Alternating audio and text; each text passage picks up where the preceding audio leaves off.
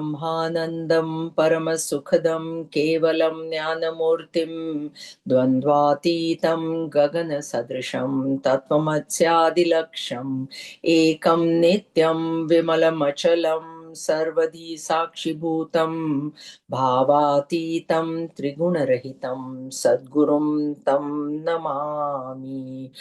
ॐ सहना भवतु सहनौ भुनक्तु सह वीर्यं करवावहै तेजस्विनावधीतमस्तु मा विद्विषावहै।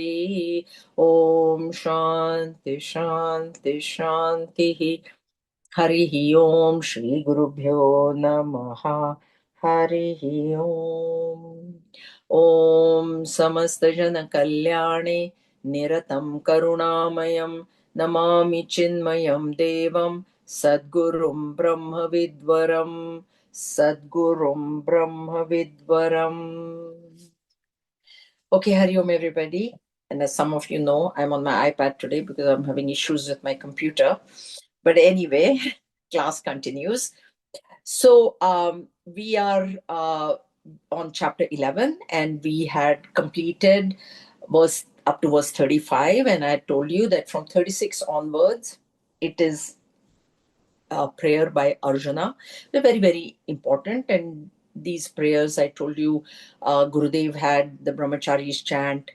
Also, it is said that if we feel afraid, if we have some sort of fear or for anything, we can also, these verses from 36 to 46 almost, we can also chant. We can also, so far Bhagwan has shown him the Virata Rupa, and we saw that first it was very Saumya, very goody, then it became Ugra, a little bit terrible, and then it became Ati Ugra, Ati terrible, very, very terrible, which actually scared Arjun. In the end, he was scared, and therefore, after this, he will request Bhagwan to come back to his normal self. Idea there is that in our life, there are all good things happening, which is fine, and we are okay with that. Then something terrible happens, and then sometimes something ati terrible, very, very terrible also happens. Idea is that all three things are by his grace alone. It's grace only. We might think how terrible thing happened and how that is grace. The reason it is grace is one thing is he's asking us to turn towards him. There's a big grace, when you turn towards him, that is the greatest grace, even if it may be in the point of sorrow. Why did Arjun turn to him? When he got totally deluded, he was so sorrowful, horripilation, etc., tears in his eyes, and Bhagwan doesn't mind that. Instead of going dogward, go Godward. And that is why sometimes Bhagwan shows us his Ugra Roop and his Ati Ugra Roop. That is it. But that is the idea. It is his only. Nothing is there without Bhagwan. And so whatever happens in our life, good, bad, ugly, we must always remember the Lord. And that is what now Arjun is doing. I told you in this, the verse 36 starts with the word sthane. This sthane, just now I am repeating the word sthane, and I will tell you why also. The computer has given me so much grief. Arjuna Uvacha Sthane Rishikesh Tava Prakirtya Jagat Prarhasyatyanurajyate cha Rakshaosi Bhitani Disho Dravanti Sarve Namasyanti cha Siddha Sanghaha. Arjun said, "It is but meet, O Rishikesha, Krishna, that the world delights and rejoices in thy praise. Rakshasas fly in fear to all quarters, and all the hosts of Siddhas bow to thee." Okay, sthane. There is a key word here. Sthane means yogya. It's translated as yogya in Sanskrit by Bhagwan Shankaracharya. Yogya means everything is in its correct place. Sthane. Sthana is place. Sthane. So when it says sthane, means whatever happens in our life, it is correct. That is the whole idea of that word sthane. That's why I said when the computer died on me this morning, I don't know. I mean, it could be very, very serious something. Maybe I have to replace it or something. Sthane. It is supposed to, God's will. It's God's will that has happened. We have to remind. See, when good things happen, generally God doesn't come to our mind. You say, I did it and I got it. When bad things happen, then it comes, why me? When that why me thought comes, that why me thought has to be with Thane. That is how it was supposed to be. That is why it has become like that. So that's what he says. Everything means he starts with Sthane because he has seen the good, Saumya, Ugra and Ati Ugra. So he says Sthane. Everything is correct. It's correct. Your good Swarup also was this thing. Ugra also is in its right place. Correct. That is how it should be. And Ati Ugra, that also it should be in the right place. It is in the right place, not should be. It is in the right place. That's why it says Sthane. Everything is all perfect. Rishikesha, this word Rishikesha, it can mean a curly haired one, but here it means the Lord of the senses. That is how this is used here in this context, in this prayer. Tava prakirtya. So that world delights in your, it rejoices in your praise. Now, here, one thing we have to understand, there are two words we have in Sanskrit. One is stotra, one is stuti. Stotra is one which is written by great masters, devotees, realized masters. So, stotra also is in praise of the Lord. Stuti also is in praise of the Lord. What is the difference is stotra is like, so we have Kanakadhara stotra. So this Kanakadhara Stotram was given out spontaneously by Bhagavan Shankaracharya. It is said that he in those days, of course, sannyasis are supposed to go for bhiksha. And that time it was a strict rule also, only 5 houses. And whatever they got in the 5 houses, that's it. They cannot say that, oh, I didn't get enough, let me go to the 6th house. So, and only 5, and same 5 houses you cannot go to every day, because maybe one of those houses is a very devotee and that person might give lots of food and all, or something that you like, then you can't keep going back to the same place. So it has to be 5 houses which are different on a daily basis, and only 5. These are the rules of those days. So it so happened that one day Bhagavan Shankaracharya went to a lady's house and she was so poor. She had like one date or one some small little fruit which she would have eaten, but she offers it to Bhagwan because he has come for bhiksha. Now Bhagwan feels extreme compassion at that point, and spontaneously he gives out a stotra. This is in praise of Goddess Lakshmi, because money, the lady is poor. And what happened was, when Lakshmi Devi became very, very happy, she was pleased, and she rained gold coins in that lady's house. That is the story. And that's why it was named as Kanakadhara. So it's not like, oh, he didn't say, I will give out Kanakadhara. No. He didn't say like that. He just gave out the stotra, gave out the praise in a very poetic form, and then it came to be known as Kanaka Dhara flow, Kanaka gold, because the gold coins they rained in her house at that point. So that's why it's come. So idea is, now this stotra, we are all allowed to say. Suppose if I want money, then I say Kanakadhara stotra. I can chant Kanakadhara stotra. Okay? Anybody can say this because it's given out by realized master. Now, stuti is something which is not done by realized. Anybody can do. I can do, you can do, anybody. Stuti can be in prose. If you're a poet, if you're writing poetry, you can do. Stotra usually will have a meter. Also, Hanuman Chalisa is a stotra as well. Hanuman Chalisa was written by Tulsi Ji when he was very, very sick.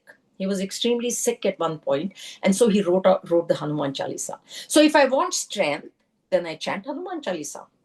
It's a stotra that has been given out by a realized master, somebody else. It has got a meter, it has got a meaning, and I can use it for, because I want something. So I use that stotra to please Bhagwan, give me strength. So Hanumanji, give me strength. Bhoot pisach nikat nahi aave.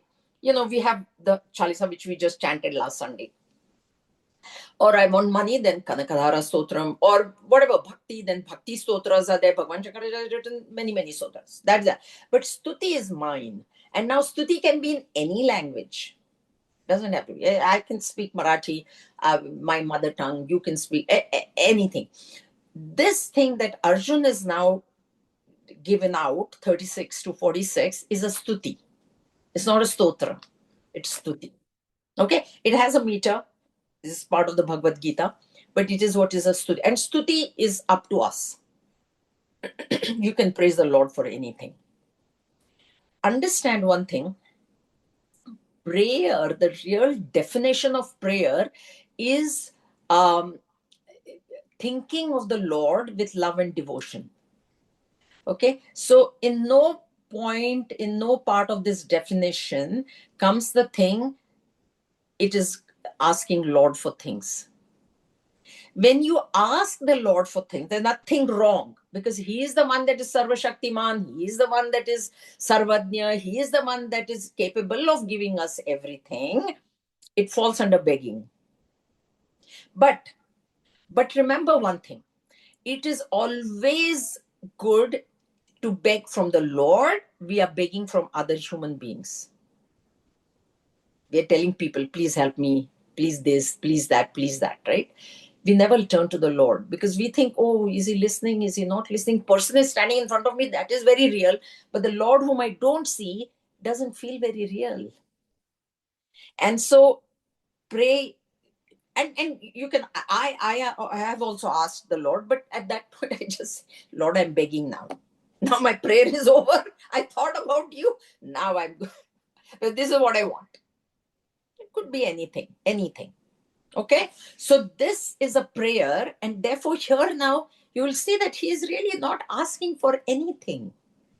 Arjun is not asking for any. That's why this is the real prayer. This, what he has said, is the real prayer. Now see what is he saying. It is but meet is translated, but it is but yoga. It is but correct. Whatever you've shown me, or whatever has happened, or whatever is going to happen, is in its right place. Thane. O Rishikesha, O controller of the senses. Okay? That the world delights and rejoices in thy praise. Jagat. The world rejoices because that prayer, I said, it's remembering the Lord with love and devotion. So, when you love somebody, think of it. I'll tell you. Okay. So we were at this volunteers lunch, right? I was sitting quietly, everything. Suddenly one lady asked, how is your granddaughter doing, right? My face immediately, oh, she's walking now, right? And she said, look at her. Look at her face. The idea is that when you love somebody and when that person comes, you become very happy.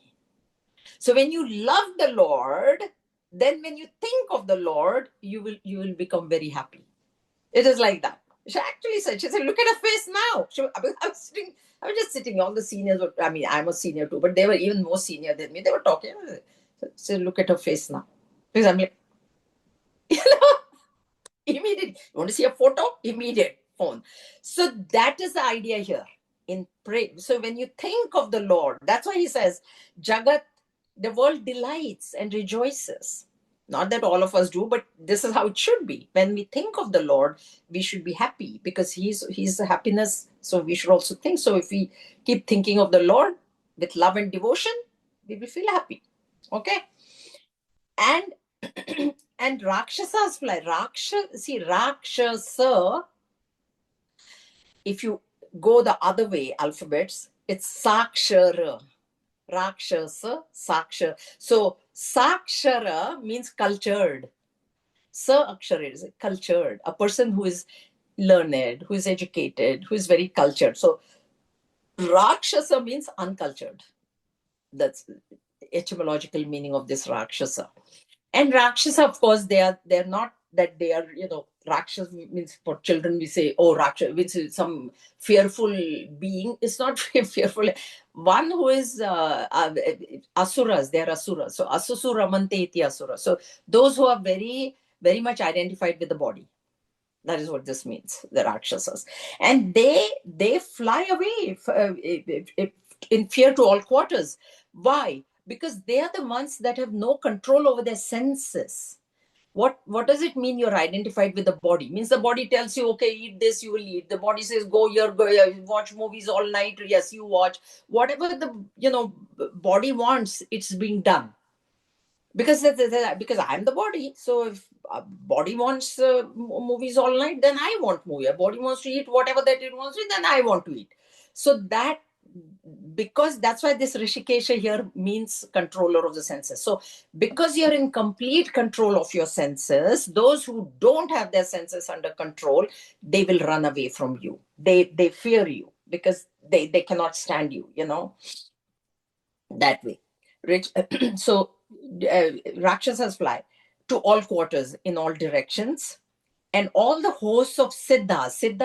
Siddha is Siddha Purusha, so the realized masters. For us seekers also, they bow down to you. So there are four things here. One thing is four aspects. It is natural, sthane. It is natural that the world sings your praises. Means the world or the people of the world who know your glories. Okay, so just in the morning class you said there's a layer which is ignorant, those who think that I did and I got, and what is God got to do with it. Now they don't fall under this because they're never going to say praises of the Lord, because they're going to say, what, I I've done it and I got the results, so where is God in all this, right? That is not true. God is there in everything. So for us seekers, we know that if whatever success that I have, and now if there is any kind of uh, thing, untoward things that happen to us, things that we don't want to happen, right? Bad things, then that is okay. That's thane. And the siddhas, they obviously know you as their own self. Who will not praise their own self? It's like that also. Not out of ego, it's not the ego, but it is knowing that the self in me is the self in all. That Jiva Brahma Aikya is there. So that this is the meaning of this verse. Okay. Next. त्वमादिदेव पुरुष पुराणः त्वमस्य विश्वस्य परं निधानं वेत्तासि वेद्यं च परं च धाम त्वया ततं विश्वमनन्तरूप. You are the primal God, the ancient Purusha.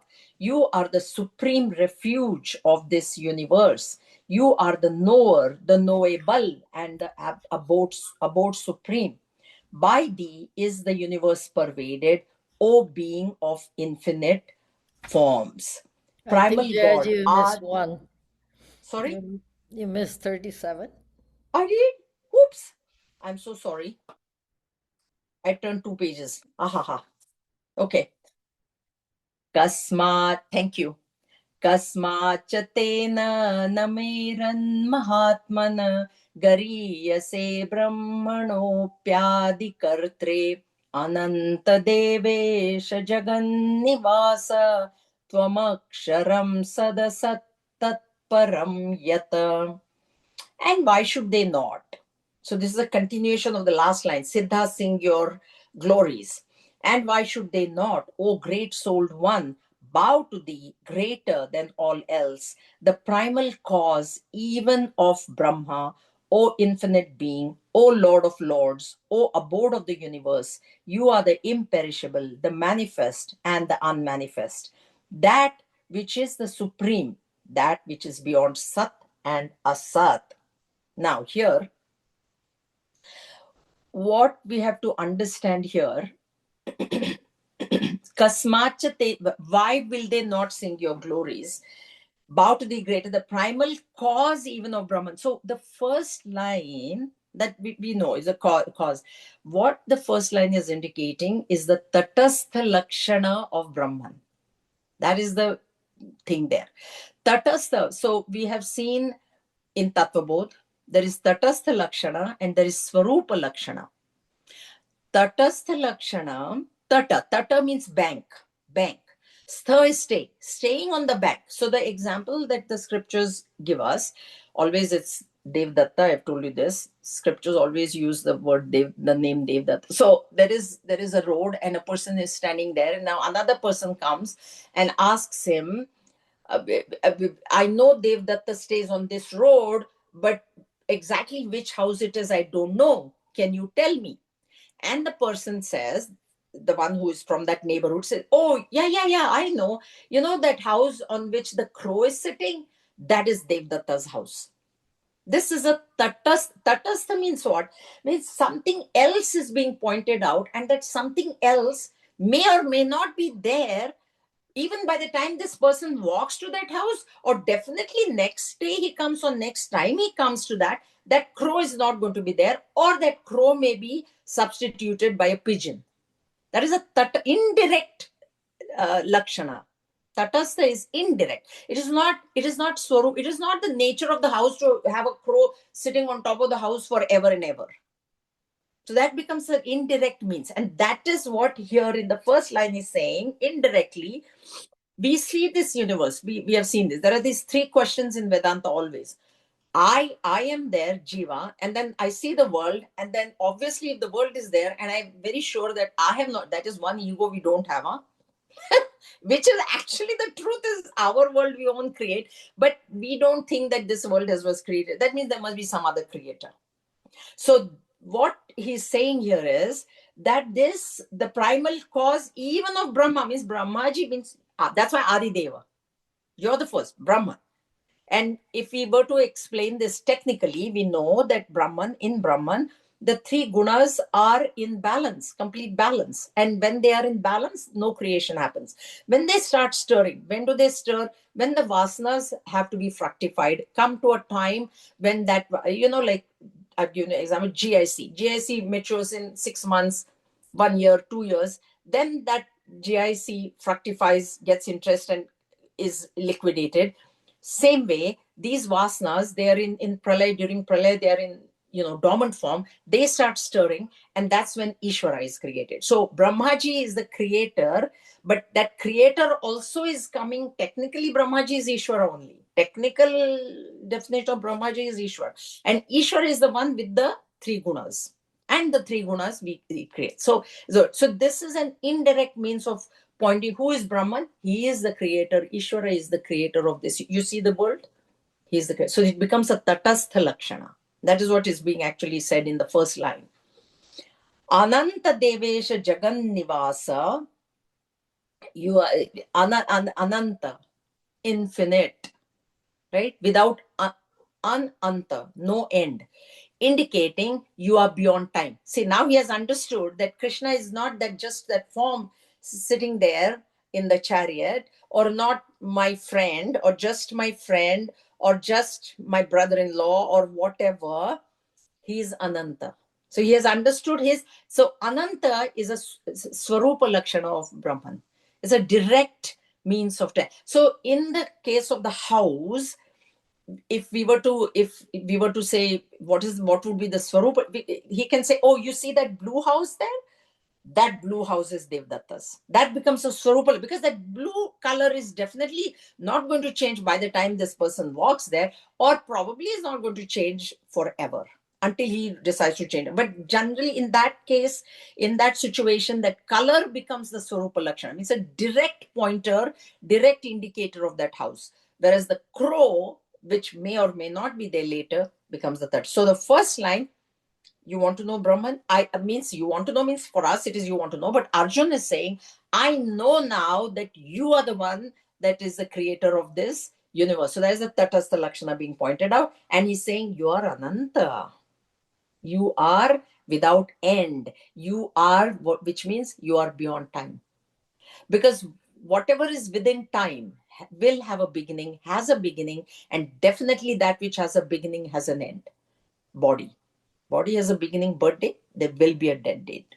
Okay, so Ananta, Devesha, the god of gods, or indicate universe. You're the manifest. Oh, Sat and Asat. That's it. So Devesha, the Lord of Lords. Lord of Lords means what?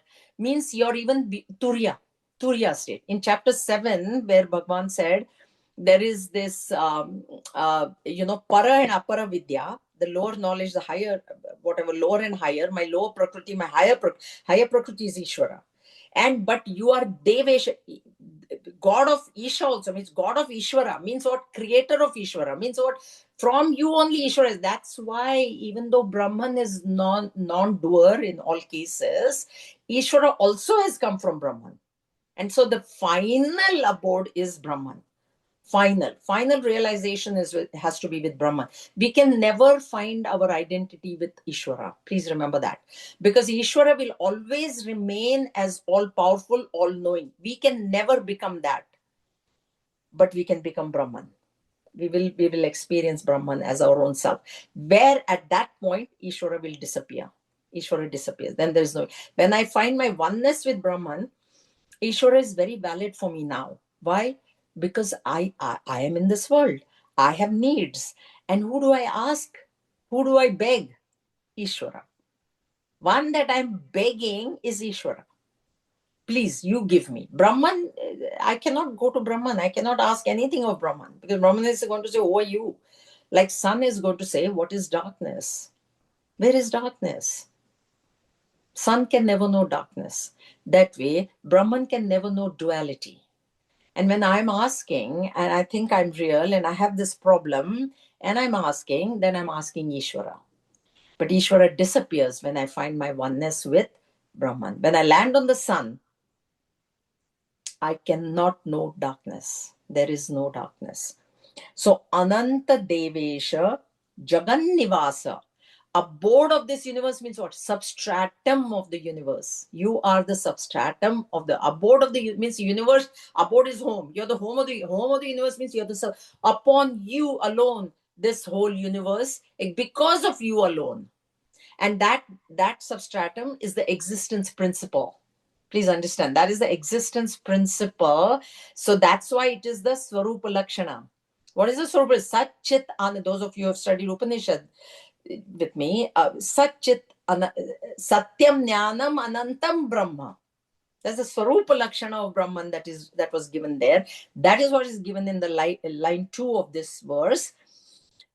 Infinite, beyond time, Lord of Lords, you are the Lord of you're Turiya, you're the Turiya state. In chapter 15, it'll come Uttama Purusha. That is the word that will be used in 15, which is same thing as what was used in what was told in chapter 7. Abode of the universe, substratum, you are the substratum, because everything in this universe is experienced as is. Even when I say nothing is, nothingness also, Shunya also is supported by that existence principle. That is the Swarupa Lakshana. Tvamaksharam, imperishable. You're beyond time. There is no end. Ananta, imperishable. We have seen these words many times. There is no destruction. There is no decay. We see that in the body, there are the 6 modifications. There is asti, jayate, vardhate, decay, disease, parivartate, changes. All those changes we see in the body because the body has been born in a period of time.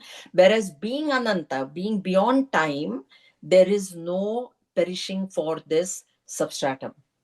And that the imperishable word is the Swarupa Lakshana of Brahman.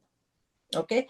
Then Sat, Asat, Tat, Param, Yata. So you are beyond Sat and you're beyond Asat. Now, beyond Asat, we can understand the reason that it's said beyond Sat and Asat is this. If I say Brahman is Sat, okay, then what happens is Sat is opposed to Asat. Asat is false, Sat is true. So if I say Brahman is Sat, Sat and Asat are pairs of opposites. It's a pair of opposite, like joy and sorrow, heat and cold, etc. Okay. So when I say there is heat, then it indicates an absence of cold, heat and cold. One they're two sides of the same coin. So if I say one is there, then the other side is not there. So if there is joy, excuse me, when there is joy, there is no sorrow. When there is heat, there is no cold.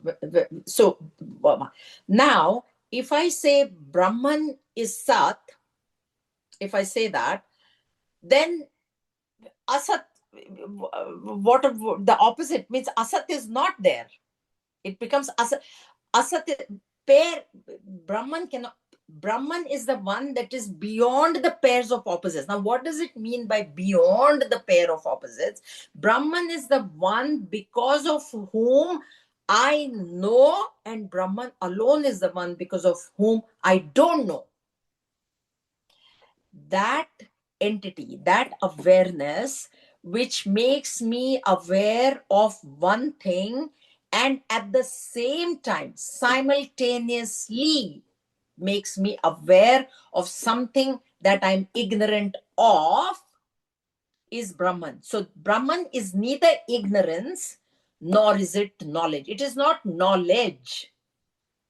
It is knowledge. It's knowledge with a K. Knowledge, when I say, it's a small K, like Gurudev would say. So when I say I have knowledge of chemistry, then I'm indicating that I don't have knowledge of physics. That's why one of our Swamini-jis had come, she's passed on now. She said, when people come and tell me I'm a PhD in whatever, one subject, mathematics, I say, that means you're telling me that you're ignorant in 1,000 others. This is opposite. I'm a PhD in math. You're ignorant of physics, chemistry, astronomy, astrology. So that is what you're telling me. That is opposites. Now, if I say Brahman is knowledge, then what about ignorance?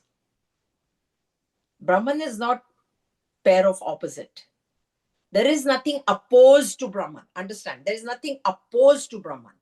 Brahman is standing above knowledge and above ignorance. The example is, if you walk into a dark room, you are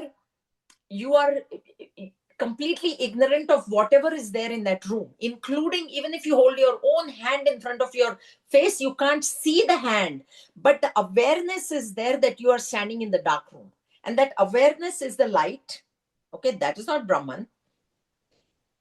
Darkness, that is also not Brahman. Brahman is that which is making you simultaneously knowledgeable that you are in the room, and simultaneously telling you that you're ignorant of all the things, other things that are in the room. That is what Brahman is. And that is what is meant by Sat, Asat, Tat Param Yata. Tat Param. You're beyond Sat and you're beyond Asat as well.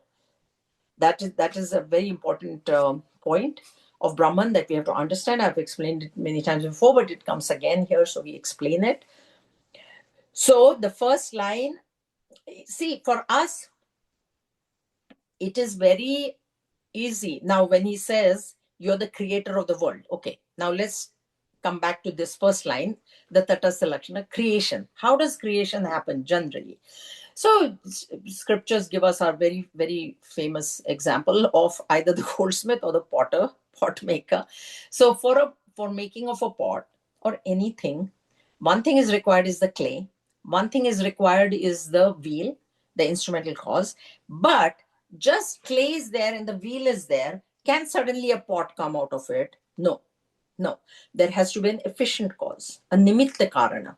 Efficient cause is the potter who knows how much water to mix in that clay, how to put it on the wheel, how to turn the wheel at whatever speed it is, and then how to make that pot, and then what to do with that pot further on. Okay, so there are always three causes.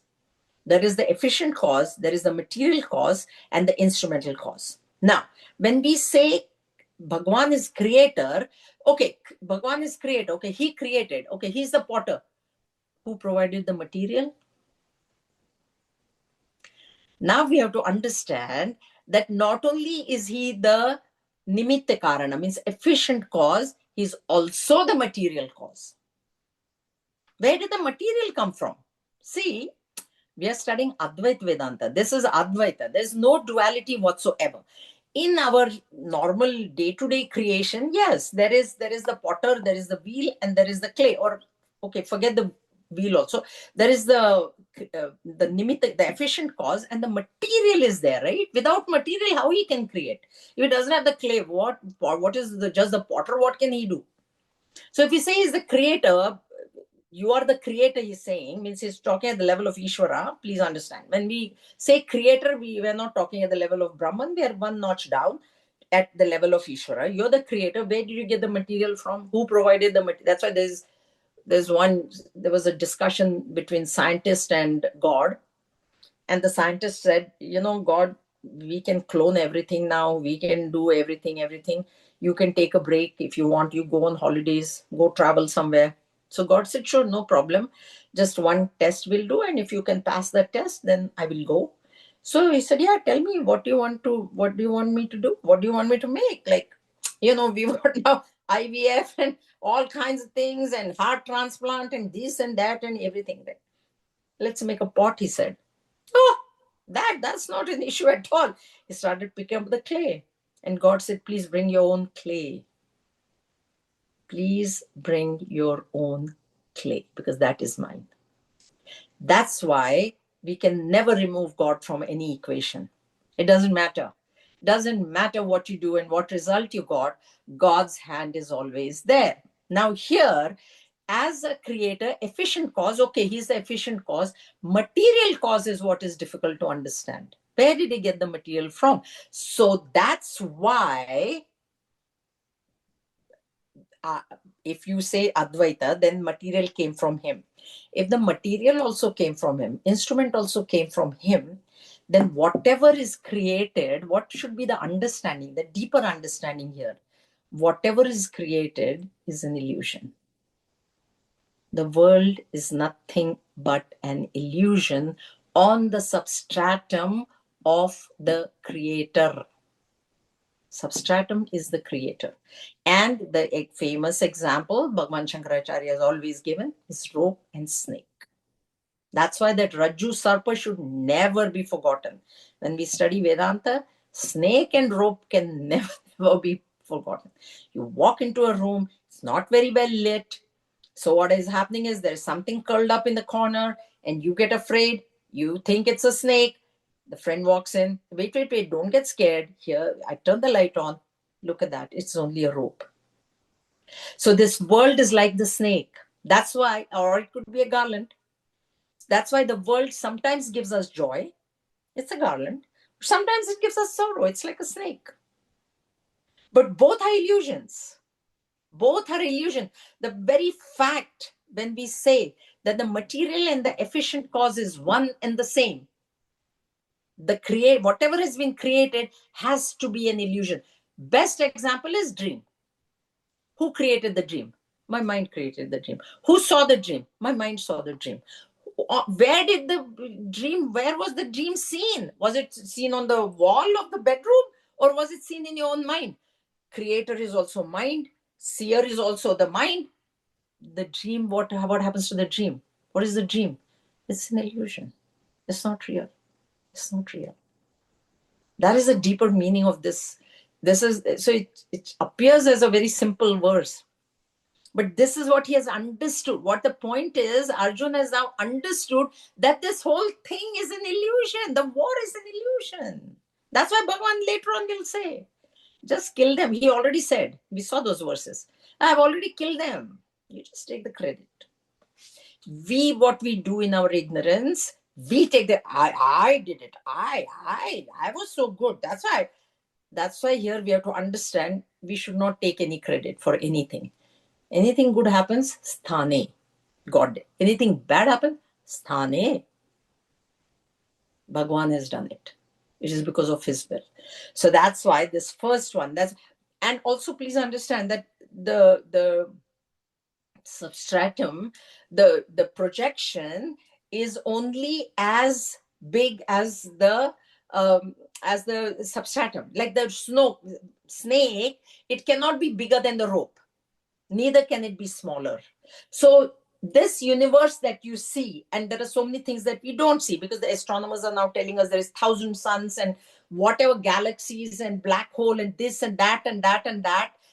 Please understand that all that, the whole that substratum is provided by Brahman, substratum is Brahman, and therefore in Purusha Sukta, Bhagwan, Shruti says that whatever that you see, whatever that you can imagine, I am there, and plus I'm a little bit more. I'm a little bit more. That is the meaning of this creation. So also what we have with creation, what we should understand also, because the question arises is, did then Bhagwan modify himself to create this world?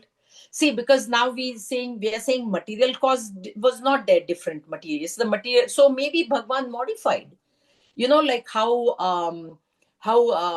when you make yogurt, when you make curds, the milk modifies, right? Milk modifies to become yogurt. So did Bhagwan modify like that? No. Because if we say Brahman has changeless position of Bhagwan is gone, so we cannot say that. Or like the seed gets destroyed to give rise to the plant, then is God destroyed during the creation? No, he's not. And how do I know that Bhagwan is not destroyed? Because I experience this world as is existence. The existence principle is there. The knowledge principle is there, right? And the ananda is there too. I do get ananda from these different objects. That may be temporary, maybe may not be permanent, but still I do experience. That's why I know. That's why this first line, that it should be understood that the material and the uh, efficient cause both are the same, and that is the tatastha lakshana. And then this, so is it a form? Ishvara, is he a form? Is there a person like that? No. That's why the second line, ananta, you're infinite. So as much as you see the world, you will also, there is Brahman as well. That much, ananta, God of gods. So beyond the pairs of opposites, beyond Ishvara, Devesha to be understood like that, abode of the world, Jagan Nivasa, abode of this universe, substratum of this universe. That is how that is to be understood. Aksharam, Kshara, decaying. Akshara, non-decaying, imperishable. So Akshara. That's why, alphabet is known as Akshara. Alphabet never gets destroyed. Object gets destroyed. With the object, the name will get destroyed. Name will get destroyed. Like suppose if this computer is gone. Now the computer name is gone, but the alphabet COMPUTR, they will remain.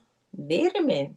Alphabets remain. Alphabets never get. That's why they are called as Akshara in Sanskrit, Marathi, Hindi. Akshara it is said, right? Akshara. And then Sat and Asat, Tat Param Yata. So you are beyond both Sat and Asat. You are the one because of which. Now this is Arjuna's words. So that means he has, if he's describing Bhagwan this much, that means he has understood it. Na? Without understanding, how he can say Stuti? It's not like he heard the words. He experienced it. That's why it is his personal experience. See, if we repeat, it is not our personal experience. We know this intellectually and we can repeat and we can have faith in that. Like I told you, stotra. You can use this as a stotra. It is a stuti, but we can use it. If I'm saying it, then this is how intellectually my understanding, and this has to be our understanding with these verses. They're not very superficial as they seem. They're not. Okay? Any questions? All right. Now, त्वमादिदेव पुरुषपुराणः त्वमस्य विश्वस्य परं निधानं वेत्तासि वेद्यं च परं च धाम त्वया ततं विश्वमनन्तरूप. You are the primal God, the ancient Purusha. You are the supreme refuge of this universe. You are the knower, the knowable, and the abode supreme. By thee is the universe pervaded, O being of infinite forms. So you are the primal God, Adi Deva.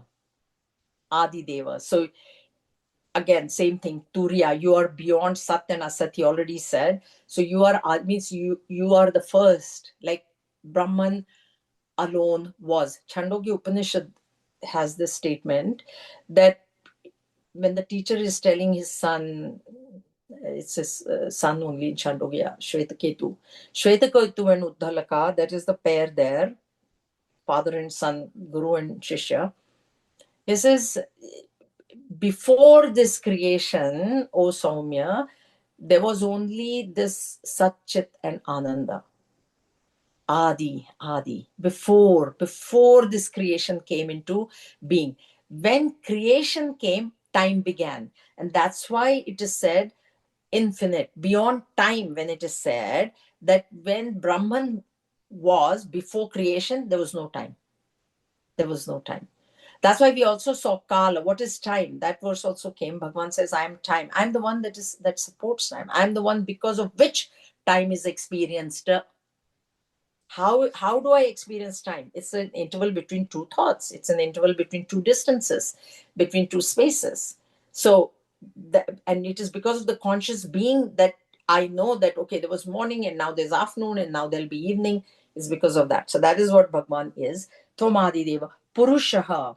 So here, ancient Purusha, Purusha has many meanings, but this is the final Purusha. Purusha in other Upanishads, it's been used as senses, this, that, everything. Puri Shayanath Purusha is one. Here it should be taken as Purnatvat Purusha. Purnatvat, Purna. That is what the meaning has to be taken here of Purusha. Because Purusha also, the break is Puri Shayanath iti Purusha. Now Puri means body. So Shayanath, the one who is sleeping in the body, the one who is in the body. So that Purusha then is referring to the Jiva Bhava. Jiva. But here when it is said, Adi Deva Purusha means Purnatvat Purusha. Purna word has to be understood. So to understand Purna, we must understand the opposite first, Apurna. Apurna is incomplete. Purna is, what do you mean by complete? What do you mean by incomplete? So incomplete means limited. And there are limitations on account of three things, three factors. One is space, one is time, and one is objects. So there can be limitation because of space, there can be limitation because of time, and limitation because of object. So when I look at the body, so understand incomplete, and then you will know what complete is, because complete is the opposite of incomplete. So when I look at my body, this body is incomplete. Why? Because the body is now in this room and is not in any other room. Okay, this body has a birth date and it will one day have a death date. So there will be limited. That is the limitation of time. Limitation of space is that it is here and it is not there. It is not in the living room, it is in this room. And then the limitation of object means I am here, so nothing else can be here either. So I'm limited by objects. Or if there was some object or somebody sitting next to me, then I can't be there. That is a limitation because of object. The age is a limitation because of time, and the space is a limitation because of where I am. These are the three limitations that make us incomplete. And if you use this definition for anything in the universe, they all fall under incomplete. They all fall under incomplete. Therefore, the opposite is where there is no limitation of space, where there is no limitation of time, and where there is no limitation of object. So now, for Brahman, Purusha, Purnatvat iti Purusha, that is the word. Purna. So how is Purna? Space. How come there is no limitation because of space? Because Brahman is the one that is all pervading, everywhere. Up to where there is space, and even Brahman is there where there is no space. Now see, we compare space, because space we say is all pervading. And that's what we saw in Manachi Shloka. Samarth Ramdas says, even that is not a correct comparison. Because where there is no space, Brahman is there. There may be a point where there is no space, we don't know. But there Brahman will be there. So there is no limitation on account of space. Time, that by saying infinite, Ananta, time limitation is negated. Because there was no time when Brahman was there, but there was no time. Brahman was there, but there was no space. They're part of creation. Time and space are a part of the creation. They're part of Dvaita. Dvaita it is, duality. Space is creating duality. Time is creating duality, right? I am this much age and you are that much age. That is creating a duality. I am here and you are not here. That is creating a duality. So anything in creation is duality. It creates duality. These things create duality. Whatever creates duality cannot be non-dual. Cannot be non-dual. So that's why that non-dual has got no limitation whatsoever. Object. That's why we say the substratum is in and through the creation. So in a cloth, there is vertical thread and there's horizontal thread. There is also a diagonal thread. In the universe, diagonally also, the substratum is there. So there is no limitation because of object. Okay? So that is what is meant by Purusha. This he has now experienced himself. That also you have to understand here. When he is saying it, when we say it, intellectual understanding is there, we can say Brahman Purusha, that we can say. And ancient, here, ancient, this Purana. Purana is ancient. So Purana, next word, Purana, ancient. What does ancient mean? Because when I say ancient, then it's like, oh, is it 500 years old ancient, 5,000 years old ancient? That way. That is not how this ancient is to be understood. Ancient Purana, this word Pura api iti nava. That is the break of that word Pura. Pura api. Pura means what? Old. Api iti nava. Yet new. It is old and yet it is new. The best comparison that I have thought of is the current moment in time. See, this moment that I have is very ancient for me, because you know why? Because since the time of my birth, I've got this moment. I have it today also. So it is ancient, but today it is new. It's a new moment in my life, and yet it is ancient. Why? Because it was available to me since I was born. That is how this ancient is. It shouldn't be understood at, oh, then is he 5,000 years old? Is he 10,000 years old? No, no, no, no, no. Because when you say 10,000 or 5,000 years old, you are putting the limitation of time. And there is no limitation of time. We saw that already. Purana. That's why ancient should not be understood that way. Ancient should be understood as being ever present and yet very, very new at every moment. Ancient. Tvamasya Vishwasya Param Nidhanam. Vishwa, universe, world.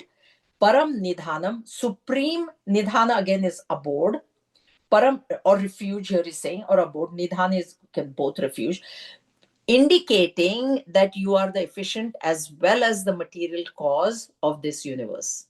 Substratum of the, what is, see, think about a cloth, okay? Cotton cloth, okay? There is a cloth. Now, what is the substratum of that cloth? Thread. Thread made the cloth, no? Without the thread, cloth could not have come. What is the substratum of the thread? Cotton. Cotton. So ultimately, the substratum of that cloth is cotton, which has no form, which has no shape. Then it is shaped into a thread. Then it is, woven into a cloth. So Param Nidhanam, Param, supreme refuge of a cotton cloth is cotton. Of the silk cloth is silk. Whatever, or some synthetic, I don't know, plastic, I don't know. You've got nylon and you've got all kinds of polyester and blah, blah. Anyway, cotton is this thing. So this Param Nidhanam, what is the cause of that cloth is actually cotton. We can say color is there, thread is there, etc. But ultimately, the cotton cloth is coming. Param Nidhanam is cotton. That way, the Param Nidhanam, the final refuge of this universe is the existence principle. It's a principle. That's why God must not be, you can understand him as a form, but you have to go beyond form. You have to go beyond form. Well, existence has no form. Existence cannot have a form. Because if you say that Brahman has any kind of form, that means it cannot support the other form. And that's the reason why all movie screens, no matter where you go in the world, are white. Because if it was a red screen, then it cannot support red color. That's why it's white. It's colorless, white. That way, Brahman is formless, and it's the efficient cause. it is, and then material. The material also has come from him alone. And I already explained to you, the very fact that efficient and material cause are one makes the creation illusory, makes it illusory. Vetasi vedyam, whatever is to be known is only you alone. Why? Why you alone? Because knowing him, which knowing here is not a verb, knowing him is recognizing him to be my own self. Then I become the knower of, I myself become the substratum of this entire universe. There's nothing to become, but I understand, I recognize myself to be the substratum of this universe. Therefore, he is the only one. In 15 also he will say, I am the writer of the Vedas and I am the only one that is to be known through the Vedas. Because Vedas are, Karma Kanda people use Vedas for getting things, material things. We also are doing karma to gain material things. Right? So our karmas, all our actions, ultimate goal of moksha should always be kept in mind.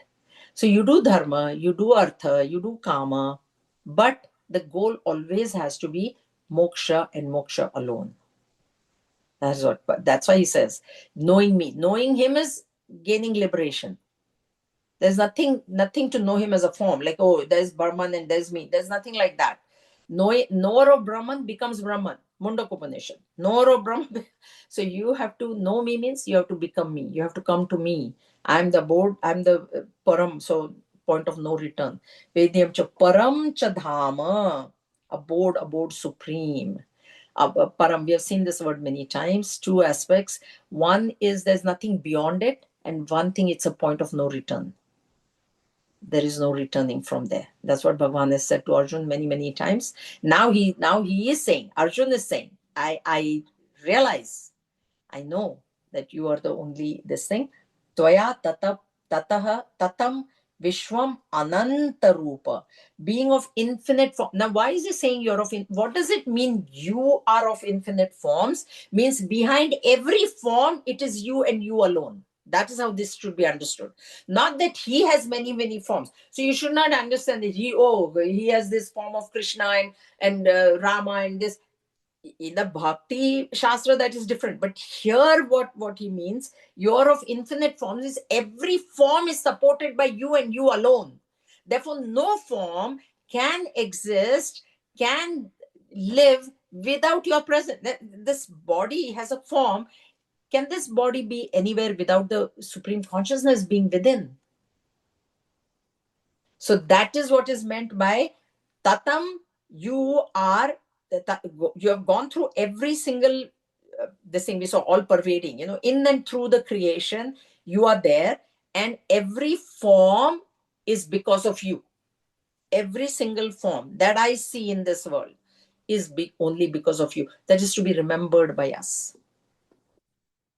So see, he has not asked, ultimately he'll ask, please come back to your normal form. That is what I'm asking. So this is why we say this is the definition of prayer. Whatever he's doing is actually a prayer. What we do is we just ask, please give me this, please give me that. If you want to ask, the thing that should be asked for is, give me good thoughts. Give me good thoughts. That is what we should always ask, though. Give me good, correct thoughts, so that I do the correct things. We will stop here today. So as I've been telling, next Sunday, there will be a class. But the Sunday after that, I'm going to Calgary. And I want the Saskatoon people and the Calgary people to know, please do come. Okay. There is a camp in Canmore. It's a resort just an hour away from Calgary. I request all of you to please register, because like, if you are not there, then who am I going to speak to? And I will be talking on this book, these 5 verses, Gita Panchamrit. which, it's the 75th year, as everybody knows, all these things are going on. There is a book that I've been requested to talk about. And so I will be in Calgary on the 8th, 9th, and 10th of May. So my classes here will all be cancelled in that weekend.